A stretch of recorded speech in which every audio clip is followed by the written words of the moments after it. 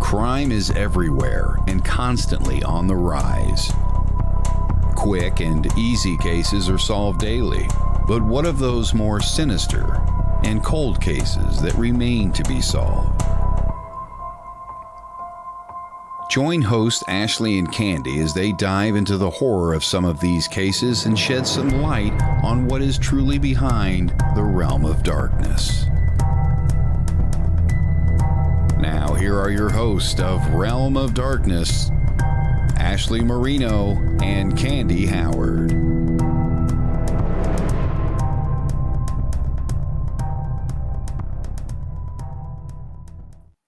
Hello, everyone. Welcome to another episode of Realm of Darkness. I apparently have this really crazy light. Like that, apparently.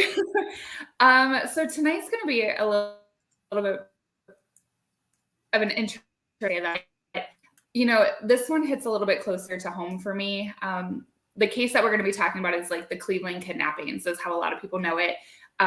Some of you might know it just by Amanda Berry. Her name is very popular. But this case, it took a span of 11 years.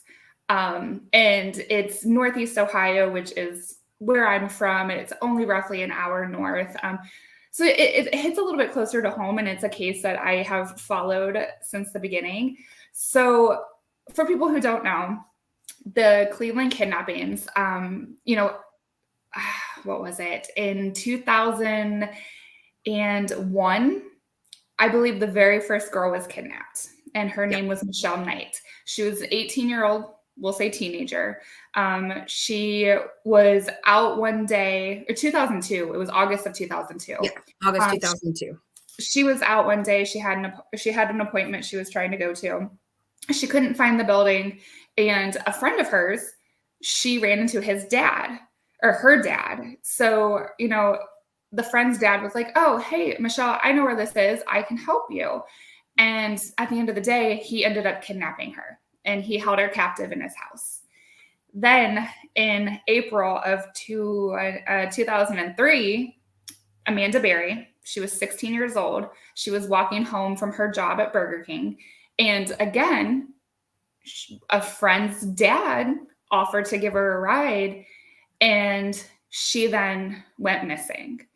Then in 2004, Gina De Jesus, who was 14 at the time, was walking home from school, made a phone call to see if a friend of hers could stay the night.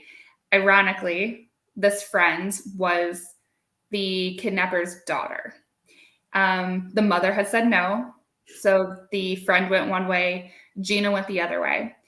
Gina ran into this girl's dad, and he asked her if she could help him look for his daughter. And she said, yeah, absolutely. She gets in the truck and she goes missing.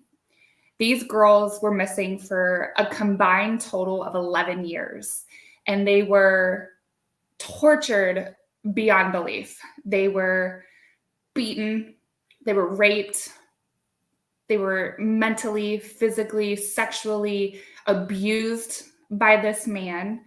Chained up, gagged. Yeah. They were chained up. They were going to bathrooms in buckets. Amanda and Michelle, for sure, were raped and impregnated.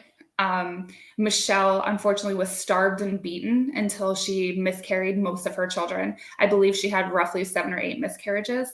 Mm-hmm. Amanda Berry, I know that she did get pregnant at least once while in captivity, and she did birth this daughter. So she did have a daughter with Ariel. I didn't want to really throw his name out there, but we'll talk about him. Ariel Castro. He himself actually had daughters, which makes this case even more disturbing. The fact that sorry, my chair is stuck. The fact that you have 2 or 3 daughters of your own, and you're going to sit there and you're going to take these young girls, teenage girls, and Gina being the youngest, being 14, she's still a baby. And the day he kidnapped her, when he got her in the house, Gina won't necessarily talk about what he did to her after he got her there within the first couple hours. My assumption is because of the way that she reacted and the way that she doesn't want to talk about it, he probably raped her. He probably beat her. He put that fear in her to make sure that she isn't going to try to escape or go against anything that he said. But he did. He starved these poor girls. He beat them. He turned them against each other. He would be really nice to one of them and really awful to two, or really nice to two of them and awful to one. And he played these manipulative games to try to turn these women against each other. In all of this, it was a combined total of 11 years that these girls suffered. And like I said, they were beaten and impregnated and miscarriage, and bathrooms were buckets, and they didn't get to eat. And if they did, it was very small amounts of food. And I, like I said, with Michelle having so many different miscarriages and him allowing Amanda to carry the pregnancy full term, there was some hostility between those two because of it. And then I do believe that he made Michelle actually deliver Amanda's baby. Yes. He threatened her and said, if this baby dies, you die. And Amanda was a baby herself, and pregnancy and birth is a hard thing in general. So to be young, for it to be your very first pregnancy, for it to be your very first birth, and to have to do this like on a nasty old mattress in a room chained to a wall, like I cannot even fathom the thought process and the fear. And and there's so many things. You being a nurse, there's hemorrhaging, there's the umbilical cord can get wrapped around the baby's the baby could get stuck, the baby could have been breached. And they were told too to not make noise. That was another thing, because the neighbors would hear. Yes. So going through labor and not even being able to make a noise, and giving birth, and then the baby crying. How do you keep a brand new baby quiet? It's so many different things that are just, it's a horrible, awful story. But some of the things I want to focus on tonight is the strength that these women had, the families that these women had behind them, and how they kind of rallied together to keep this, the investigation going, and kind of focus more on that. We'll still talk a little bit about Ariel and kind of his sentencing and what happened with him after the fact. And there's interviews and police reports out there and some of the things that he had said. We'll talk about how they escaped. But let's start with Michelle.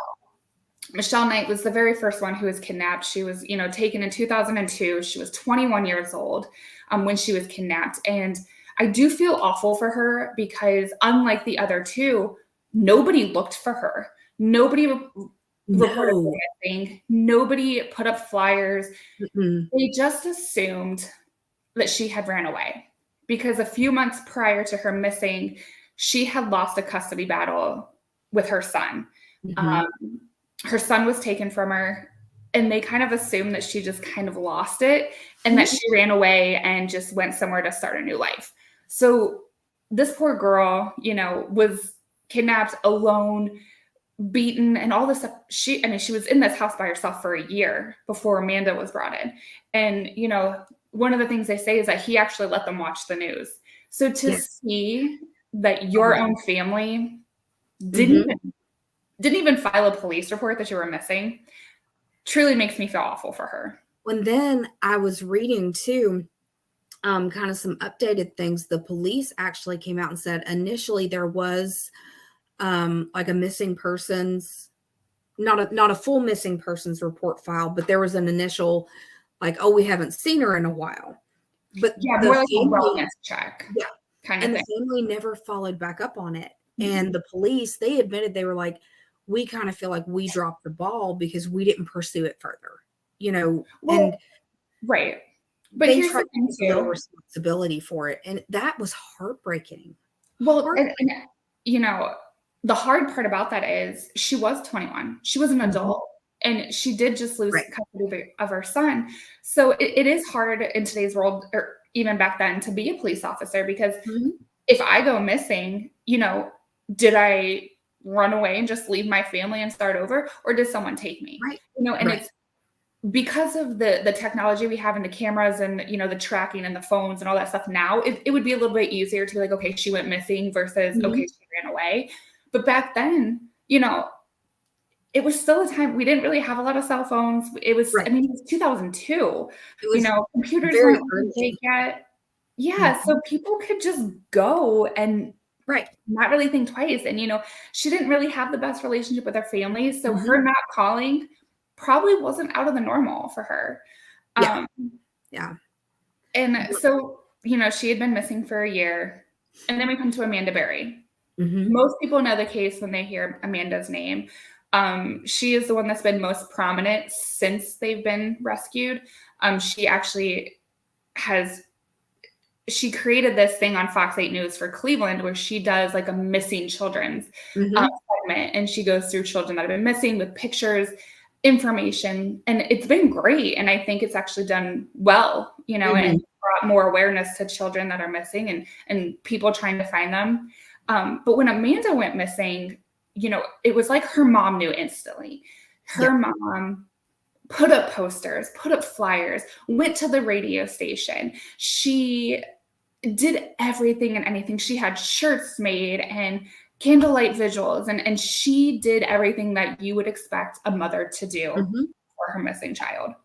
Oh, it looks like we lost Candy. One of the things that she did, you know, she reached out to news stations and she demanded that she wanted her daughter's picture and her daughter's story on the news. She wanted all of the different outlets to be able to kind of get her daughter's face out there, get the story out there, because, you know, this happened in, I want to say it was not daylight, but it happened on somewhat of a busy road, and there had to be a witness of some sort. And, you know, Amanda's mom really truly believed that somebody had to have seen it. Somebody had to have some type of information.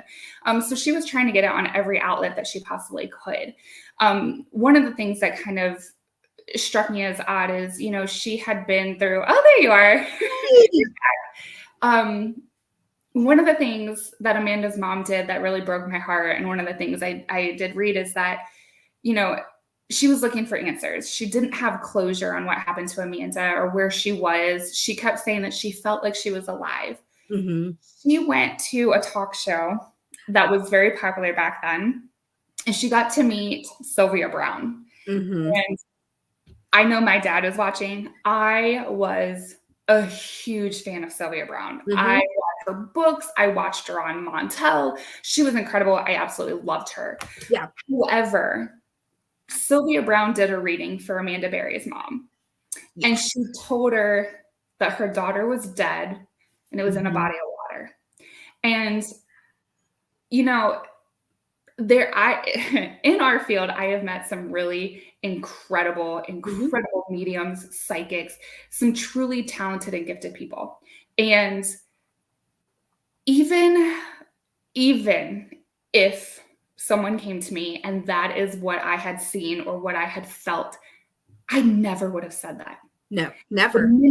The minute you tell a mother that her child is dead, you've taken her hope. Yeah. You've taken everything from her, you know. And I know people say you got to be honest, you got to be blunt, but, you know, there's just a time and place. And I don't think I would have said it like that. I think I would have said, you know what, you need to keep faith for your daughter. You need to keep hope, keep searching. That's all I would have said. I would have left it at that. So hearing that kind of made me feel like, Sylvia Brown, like, right.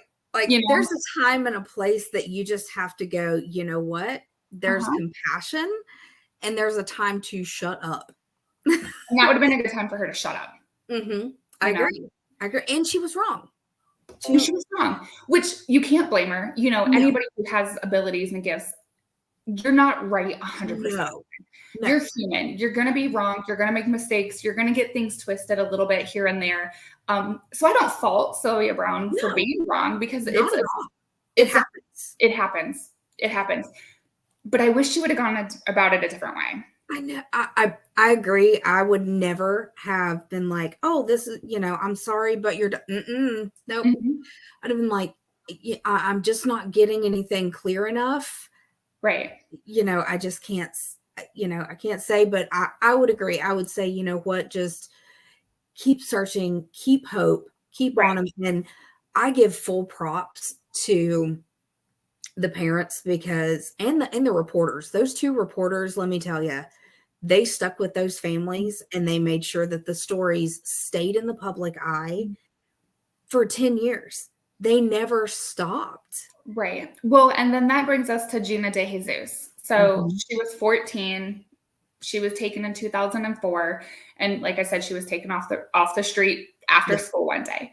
But what a lot of people don't know is that these girls all were connected. So they all went to the same school. Amanda Berry had, I think, just graduated or was getting ready to graduate, and Gina was just getting there. She, I think, had been there, maybe a freshman.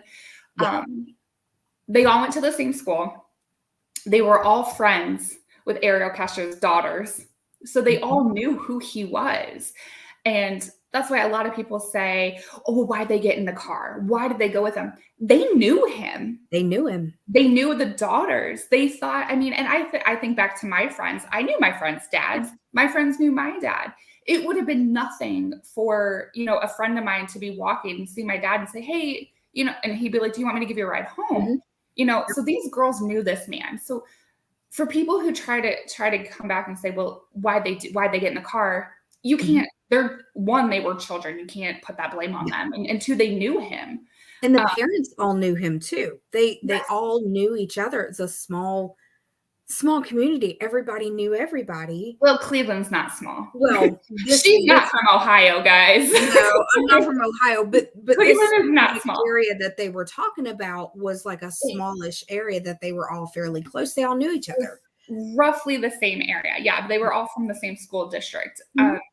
But Ariel Castro had actually gone to some of the vigils and some of the search parties, and which kind of go back to statistics where they say that, kidnappers, killers, rapists, they tend to go back to the scene, and he 100% fit that profile.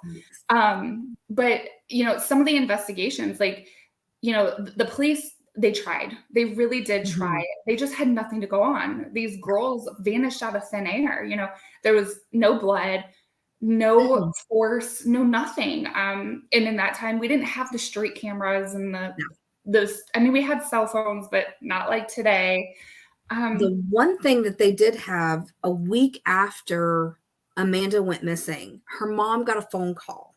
And it was from a cell phone, and it was from Amanda's cell phone. Yeah, it was from Amanda's cell phone, and the voice, it was a male's voice, and he just said, Amanda's with me, she's fine. And her mom was trying to keep him on the phone as long as she could because the FBI was at her house. And they were actually able to, at the time, they couldn't just ping it, and trace it. So the FBI got a hold of the people at Quantico. And at the time, nobody knew that you could ping cell phone towers and trace it for location. But they got a hold of Quantico, pinged the tower, and they were in the area of where Ariel Castro's house was. They were on the street and were knocking on doors. That's how close they were to finding these girls. But they couldn't find them. Like it was crazy. I mean, they were doing everything they possibly could at the time. And they were. And I mean, Amanda's and Gina's mom, because Gina's family also was very involved. They knew that she was not a runaway. They knew that she wasn't just hiding out somewhere.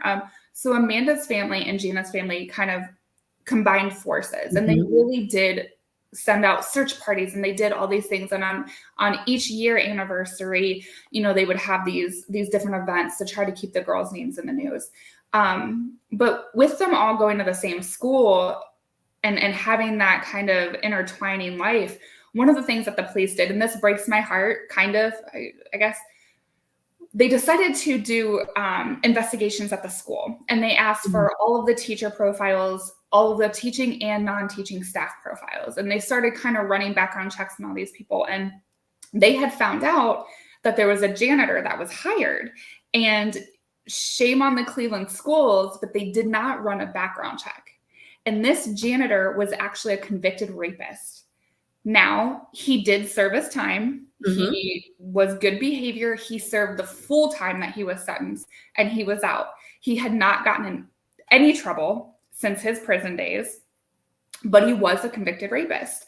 And somehow the school missed it. Yeah. So clearly that becomes prime suspect. You have this convicted rapist, you have 3 girls that are all from the same school district who attended the school that this guy is a janitor at.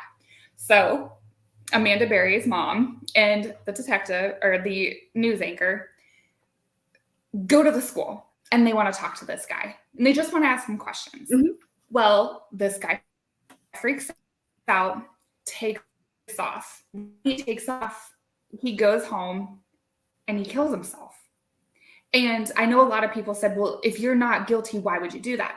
Okay, I understand. I understand that thought process. I do. However, if you spent, we'll say, 10, 15 years in jail, it's not a pleasant place. It's not a place that I ever hear anybody say, oh, I can't wait to go back to prison. That's not Exactly. That's not how it is, and let's be honest. I mean, let's get blunt. Child molesters, they don't do well in prison. They tend to become the bait. They become the punching bags. They tend to get raped. They're not treated well. And this man knew he did nothing wrong, but the fear of going back to prison alone probably terrified him. And he thought that death was a better option. And I know that one of the things that Amanda's mom said is that her and that reporter felt awful because they felt that they forced his hand into taking his own life. And yes and no. I don't think he would have done that without maybe the pressure of these girls missing. But at the same time, his actions does show that he had a little bit darker demons that he needed to face and that he needed to work through. And maybe he just hadn't worked through those yet. So people that blame them for that, take it easy, calm that down. But yeah, so they investigated the school. That was a dead end. They did everything they could. And then it went cold for 10 years. 10 years. And one of the reasons I wanted to talk about this case is because May 6th is the 10-year anniversary of these girls breaking out. And I feel like it's very important and it's a great story. But it went cold. 10 years, 11 years combined since the first kidnapping and the breakout. And, they did mention that Ariel started getting a little bit sloppy. He got a little comfortable. I don't want to say the abuse kind of died down because I do think that he held that manipulative, narcissistic behavior that he kind of he fed off of. And to kind of take a different route, let's be honest, people like that have issues. They have power hungry issues. Those are the kids that were more than likely bullied in school. Those are the people that are just, they prey on the weak. And, they think teenage girls are weak. And that's how they enforce their power is fear and dominance and all of these things. And Ariel Castro, he's a dick, let's be honest. Yeah. That's the nicest thing you could say about it. That's the thing that Todd won't kick me off. But he started getting sloppy and he ended up leaving one day.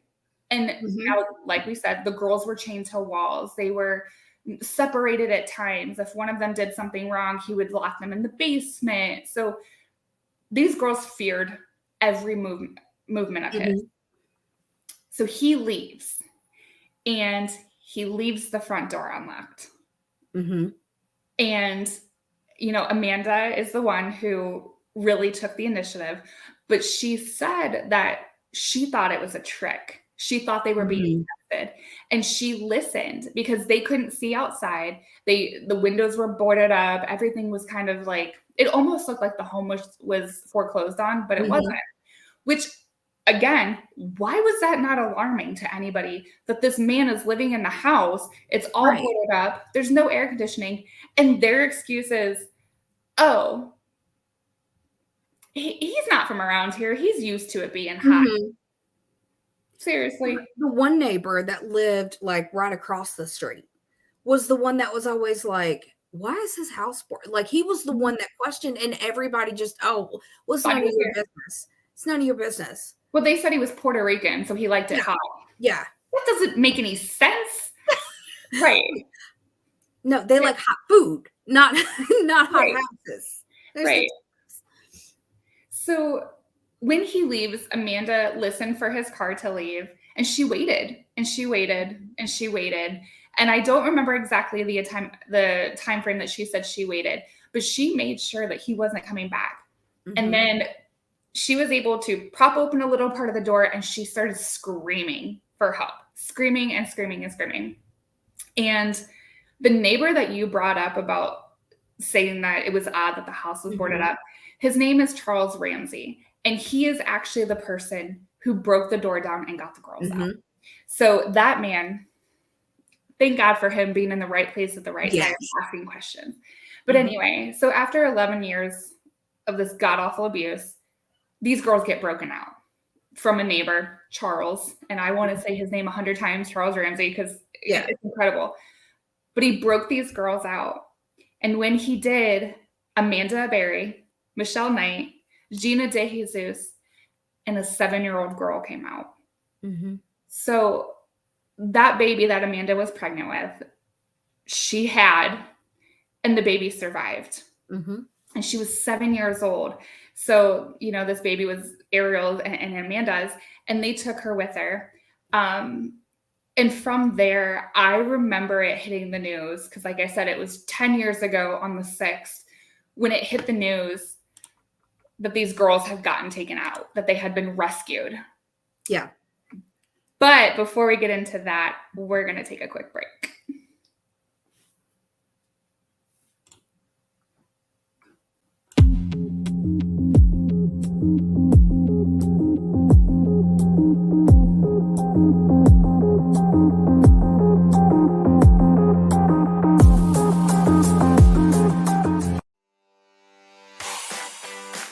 Paranormal Party. Based in Wisconsin is a small paranormal investigation team that believes in the stigma of those who believe in the afterlife. Paranormal Party strives to bring positive energy into all their investigations. They have investigated several locations, including haunted homes, jails, asylums, schools, and more. Every team has a tale, so let Jamie Lynn, Joe, and Kasaya share not only their experiences, but also their stories. Paranormal Party. Contact them today. Just search Paranormal Party WI online.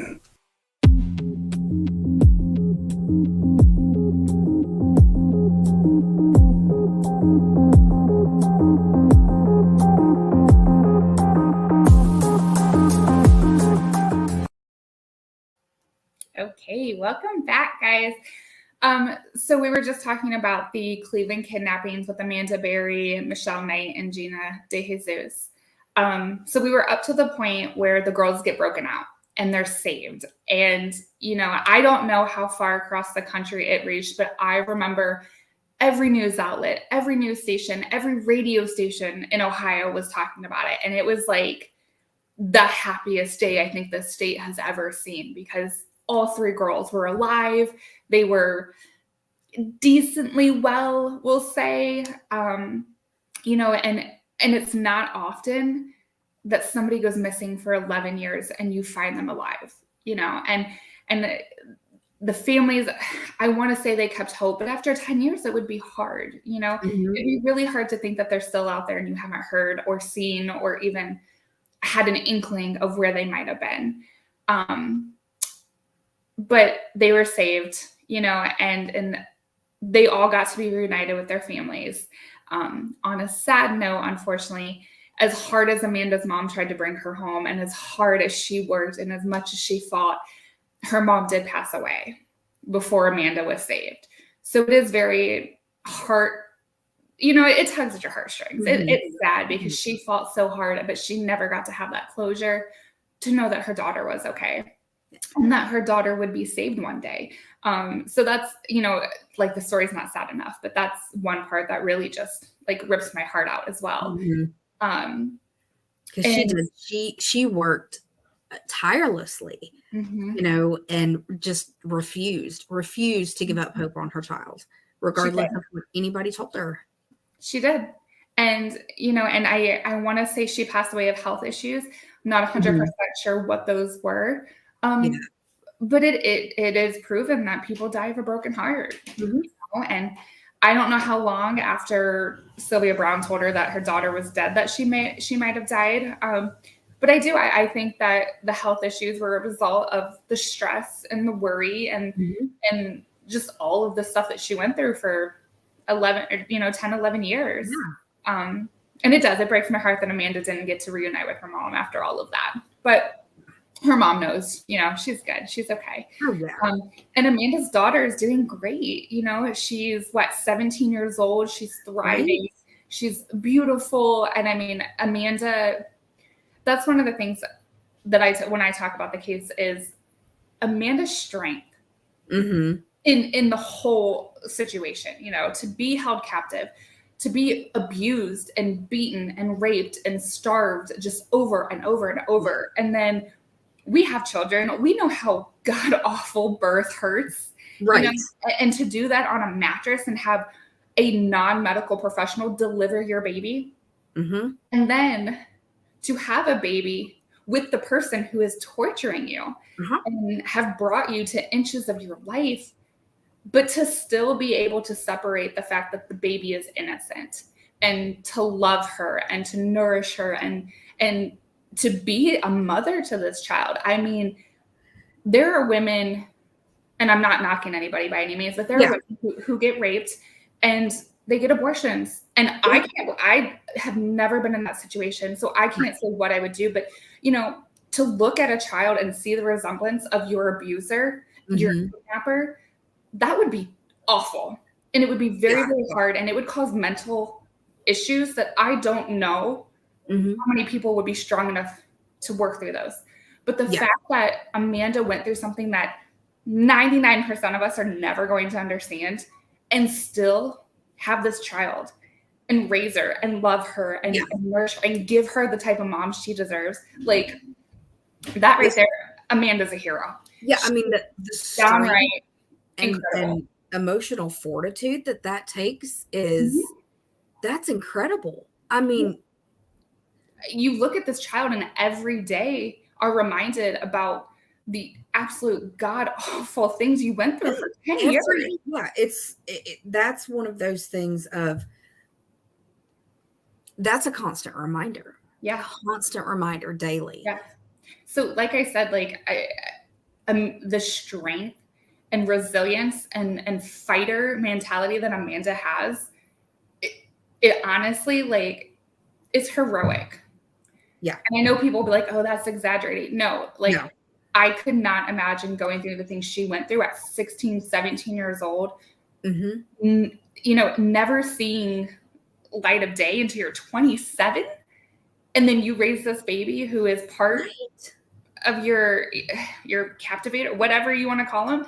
Yeah. It's just incredible. And I'm not going to lie. I tried to get her on the show because I look at her and I'm just like in awe. I mean, just. Yes. But I know she's busy. They got a lot of things going on. But hey, worst case scenario, she could have said yes. She could have said yes. Best case, worst case, I didn't hear from her. So it is what it is. If I can ever get her on, we're going to do this again. Yeah, absolutely. I mean, not even to talk about what she went through, but how amazing she's doing now and all of the incredible things that she's doing with her life. Yes. I mean, the missing children segment on the news station. I mean, it's on every day. They show different children every day. And she goes into what they look like, what they were wearing, where they were last seen, who they were with, and she does it day in and day out. And she looks great. She sounds great. And honestly, if that were me, I would just want to crawl in a bed and never leave. Or I would make up for 10 years of experiences and probably end up locked up in an insane asylum, not a prison, not that type of locked up. But I mean, her ability to adapt as well. I mean, it's just, it's crazy to me. And I'm sure there's some type of therapy there, which helps. But she's just thriving and it makes me so happy for her. Well, and Gina is also working with missing children as well, which is it's mind-boggling how they've taken what they've been through and spun it into such a positive thing. I mean, the strength that the three of them had to not only survive that, but then take that and turn it into something incredible. Yes. And use that to help other people. Yeah. It blows my mind that they're able to do that. Yes. And now, because of that, you know, like their strength and their fighter type of mentality, you know, the things that he did to them are just, it's disgusting. Yeah. But, you know, he was arrested. Clearly, there's no way to say that he had nothing to do with it. There were, you know, I mean, not even circumstantial. It was just plain out evidence. Yeah. And he was sentenced, and he was sentenced to life plus 1,000 years. But I'm going to go two ways with this, because one, Dad, I know you're watching, excuse my language, but I think this man is a pussy. Okay. Yeah. He was in jail for 30 days and killed himself. Yeah. And I want to bring him back and be like, what you put these three girls through? How the hell, after 1 month, you can't handle it? Yeah. He can't handle 3 hots and a cot and Bubba. Well, and probably Big Bubba, but still. Yeah. But still, he put these children through 100 times worse that. Yeah. You know what? I don't even care if he was essentially if he got raped in prison, he deserves that. And I hope it hurt, and I hope Bubba was big. We'll put it that way. Oh, hell yeah. No scope, no nothing. 3-point running stance. Like, but that's the thing, is that you endure this for 30 days and you can't handle it. So you hang yourself with a bed sheet. Like, I hope you burn in hell, because you just put these 3 babies through torture for 11 years and you can't handle 30 days. No. But here's my thing, is I think, and this is why I will never run for president, I think what they should have done, give Gina's dad a baseball bat in 10 minutes. That's it. Yeah, I mean, really line up every mom and dad in the town and sell tickets to the rest of the town to watch. Yes. You know, give everybody a piñata stick and let them go at it. I mean, an adult fishing. Let's bring back the bat they have from Walking Dead. What's her name? Yes. Because here's my thing. I understand that the justice system has to make sure that you're guilty and this and that, and people have been convicted that were really innocent. Agreed. There is no doubt in anybody's mind that this man did it. No. Take him to a field, 2 shots to the head, done. These women now can sleep because they know he will never get out. And he doesn't deserve to live out the rest of his life. And I know that sounds awful, and people for it, but what he did to these girls, they were babies. They were babies, and he took so much from them. And he had daughters. Yeah. How would he feel if somebody did that to his daughters? And look, and now his daughters have to live with that. Yes, and know that their dad did this to their friends. And now they have that last name. So every time that name comes up, at least in our area, we're like, Right. You know? And that's not fair to those kids. They didn't do anything. No, it's like if your last name was Dahmer.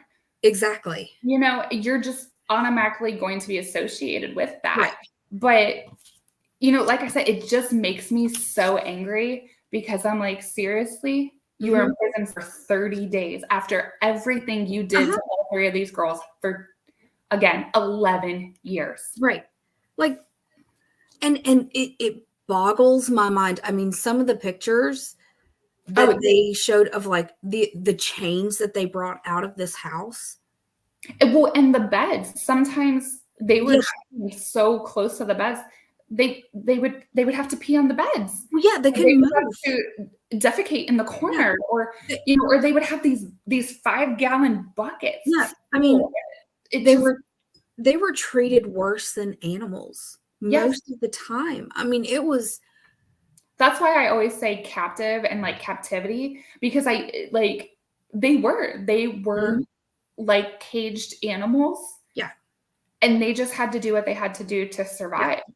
And I know that, there is a documentary out there or a movie or something that Michelle Knight kind of, gave some of her perspective to. Yeah. And she mentioned that they would go days without eating. And that was when Michelle would get pregnant from the rape, he would starve her until she miscarried. Yep. Do you know how long you have to starve someone to have them miscarry? Yeah.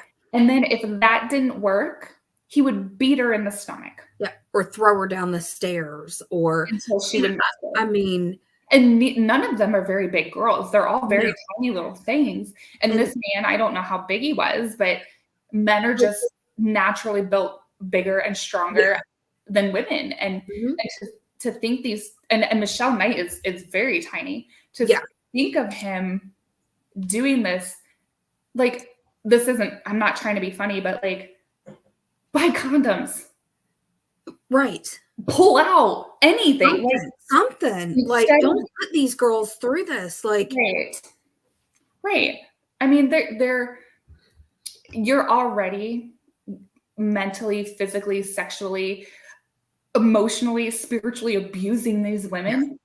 At least take the precautions of not impregnating them. They're in their prime. They're 14, 16, and 21. What do you expect? One of the things that really it made me tear up was listening to Gina when she was talking about when they were getting rescued, was she could hear like the police and stuff calling for them. And she was terrified that it was a trick. And she was afraid to leave the room. She almost stayed. Yeah, because she was terrified that it wasn't real, and she was going to get hurt. He had them under such mental control that even with the police coming in and the doors open, they were terrified to leave. That they were so afraid because he had them so beat down. And at this point, Gina had been in it for 9 years. When you got to think, she was taken at 14. Yeah. I mean, that was young. So like, that broke my heart to that much fear, that, you literally have help right there. And you're so terrified that it's not real. Yeah. Because I mean, think of how impressionable someone is at the age of 14. And like I said, she wasn't a very big kid either. She was a tiny little thing. Yep. And at 14, you're so impressionable and still developing so much emotionally and mentally at that point. And you're never, even as at our age, experiencing something like that would be hard and mentally taxing. But at 14, like, you're not supposed to be worried about anything except whose house you're going to be at the weekend, what type of pizza you're ordering, and what scary movies you're watching. Exactly. And for her to have to feel that, for so long. And actually, my husband just popped on and, he asks a great question. Like, how did Ariel keep that a secret for so long? Yeah. He had daughters, he had family, he had people over to the house. How for 11 years did you not slip up? Not once. Right. You don't tell a friend. You don't get drunk and make a joke of, I got 3 girls in my basement. Like, right. Nothing. Yeah. It's mind-boggling. I can't even keep a secret of what I get Brian for Christmas. Like I buy something and 2 days later I'm like, do you want to open Christmas presents? Yeah, it's like, you want to see what I got you? I got you. Yeah, like I can't keep, I mean, and I don't know if it was the fear of getting caught, but then if that's the case, why do you continue to take these girls? If you're scared of getting caught, why not stop with Michelle? Why not stop with Amanda? Why did you need all 3? Right. And he must have been logging in late. Brian, we said the same thing, that he put these girls through torture for 11 years and he couldn't handle 30 days. Yeah. 30 days he kills himself. And like I said, and let's go back to me being mean and gross. And I truly believe if there is somebody who is blatantly guilty, Why even have the trial? Why convict them? Right. Why waste the taxpayers' money? Exactly. Why? They don't deserve 3 meals and a cot. No. They deserve to be taken out back and beaten, or well, I don't know if we're allowed to say that, or one to the back of the head. I mean, if we were to bring back, the old way of public executions, sell tickets that would generate funds for the local community. Crime would go down. Yeah, I mean, it really truly would. I mean, drawn and quartered. Well, look at the other countries. I mean, look at the overseas countries. Yeah. Their crime rates are low because police, I know people think we have police brutality, and there are some things where absolutely. Yeah. There are some things that are uncalled for. But over there, police will smash your windows out, bash your head off the steering wheel, and beat you with a nightstick just for not handing over your license. Right. But the crime rate is low because there's that fear. There's that fear. Pay-per-view. But here, pay-per-view. Sell tickets, right? I mean, here there's such a worry of offending somebody or hurting somebody's feelings. You know what? Was he worried about how these girls felt? Was he worried about who he offended when he took these babies off the street? The minute Michelle was kidnapped, Ariel's rights should have gone out the window. Yeah, absolutely. The day those girls got broken out, or the day those girls escaped, Ariel's rights as a human being should have been revoked. Done. You want to treat these girls like animals? Now you're going to be treated like an animal. Yeah. You no longer get to exist on the same plane. Nope, done. It's like a rabid dog. Yeah. Euthanasia. Yep. Just going to need a little bit more for a human. There are things, we're probably going to have a lot of really nasty messages in our Facebooks after this. Sorry, Todd. But no, it hits me because, young girls are so impressionable, and girls in general are just easily victimized. You go to a bar, you can't leave your drink unattended because you might get roofied. You can't show your shoulders at school because you're tempting the boys. You can't wear short skirts because you're tempting the boys. At what, and it gets on my nerves. But I don't know. These people can get away with things. And it's always blamed on somebody else. It's always it's your fault, or it's somebody else's fault, or it's the blame is always shifted. And one of the things, I was watching a little bit of his confession, so he's shifting the blame. He was shifting to the blame to these girls. He's like, well, I was a victim too. The same thing happened to me when I was in Puerto Rico. Okay, then how did you feel? Why do you want somebody else to feel that way? Exactly. Why would you do this? He took credit for them escaping. He's like, oh yeah, I just wanted it to be over, so I left it open. If you wanted it to be over, you would have driven those girls to a police station and let them loose. Right. And been like, look, I did something terrible, No, and I need to. Yeah, and let's go back to Brian's other comment about death row. Why in the world, we're kind of getting off topic, but why in the world does death row take so long? Again, in this situation, in Jeffrey Dahmer's situation, they are blatantly guilty. There's nothing, I don't care what evidence you find, they're not going to be proven innocent. No. So some of these people, the resources, the money. Oh gosh, it's ridiculous. Yes. The amount of money that taxpayers pay for inmates and death row, why in the world? Not yet, Brian. No, not yet. But why in the world does it take so long to execute someone? Right. And maybe that's my heartless side, but they are not victims. They are guilty of what they did, and they need to pay for it. I agree. And I think sometimes they're like, well, it's the legal process. Well, it shouldn't take that flipping long. Okay. They were in his, especially in this case. Okay. I can understand if it's a he said, she said, if it was just if it was a rape case and it was, she said he did this and he said he wasn't there, and you have to do the investigation, figure that out. Yeah. There's nothing to investigate here. Nothing. Right. If you don't have very, very strong, like, impenetrable evidence, then yeah, I understand a longer process. Right. And then I feel like the death penalty shouldn't even be on the table at that point. No, I think you should take them out. Even mix the West into it. Take them out at high noon. Yeah. Most people have lunch breaks. Done. You know? Right. You know? Yeah, exactly. Yeah, but again, blatantly obvious that he did this. Yeah. There should be no question. And I mean, if you wanted to, we'll let the nurse talk about the Stockholm Syndrome. Go ahead. Yeah, I mean, I almost think, yes, that at some point in time, these girls certainly could have, really been looked at as having Stockholm Syndrome. But I don't feel like it was true Stockholm Syndrome because for anybody watching that doesn't know what it is, explain to them. Sorry. Okay. So Stockholm Syndrome is actually a syndrome in which the captive actually falls in love with the captor.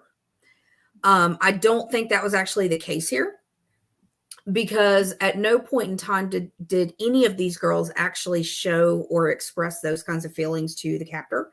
No, but they did express jealousy. They did express jealousy. Because I know Michelle was upset that Amanda wasn't forced to miscarry, but she was. Right. And I don't think it doesn't fall under that, but it probably does fall under, like, why does she get to have a child and I don't? Right. And I think that's more of, I'm getting beaten, she's not. Right. Why is she better than me? Yeah. When it was said that when Amanda was pregnant, she was treated a little bit better. And then after the baby was born, that she did get a little bit more leniency. Yeah. With. Yeah. I don't think there was any true Stockholm Syndrome there. Now they may have played it up a little bit to be treated kindly. And I don't blame them. Right. I mean, if you got to do whatever you got to do to survive, completely agree. But yeah, I don't think it was a true, a true case of Stockholm Syndrome. Well, and the definition, really, to get a little bit more in depth, is it's not that they fall in love with the captor, but it's more of a coping mechanism. Right. So it's their brain trying to comprehend what is going on to them. Mm-hmm. So they use it as a coping mechanism that allows them to then kind of have feelings for their captor, so that it kind of makes the situation a little bit easier. Mm-hmm. I just wanted to clarify for anybody that might have not known. I was just trying to put it in like plain, like plain-ish language, because that's what it looks like if you're looking at it from the outside looking in. It looks the brain is an incredible machine that does try to find ways to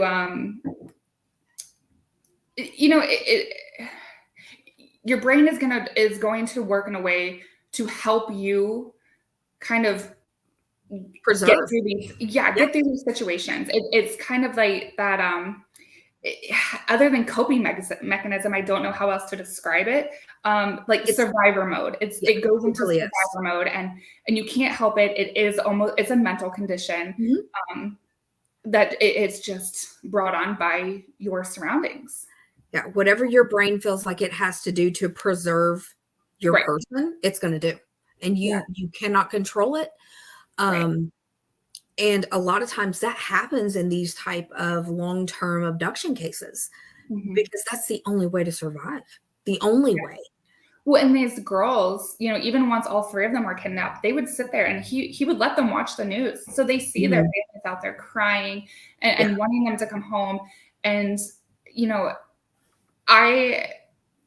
I could not imagine sitting on the floor after being tortured, raped, beaten, whatever it is, and seeing my family or my dad on TV, begging for me to come home, begging for me to fight. Like that right there it would help me want to fight and want to survive, but at the same time, it would make me so angry because I'd be like, not only are you doing this to me, but look what you're putting my family through. That's torturous in and of itself. Right. And then, of course, my, thought process, I'd be like, okay, how do I kill him in his sleep?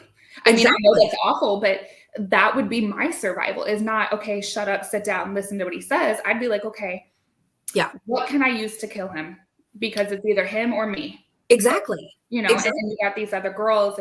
And it's easy for us to say that we're not in that situation. Right. In that situation, we might have done the same thing. Sit down, shut up, and just stay out of trouble. Yeah. So it's easy for us to say, we would have killed him. We would have done this. We would have fought. We don't know. We've never been in that situation. But it just, I don't know. This case, it's awful. It's terrible. It's sad.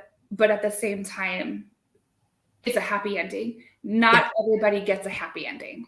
Yeah.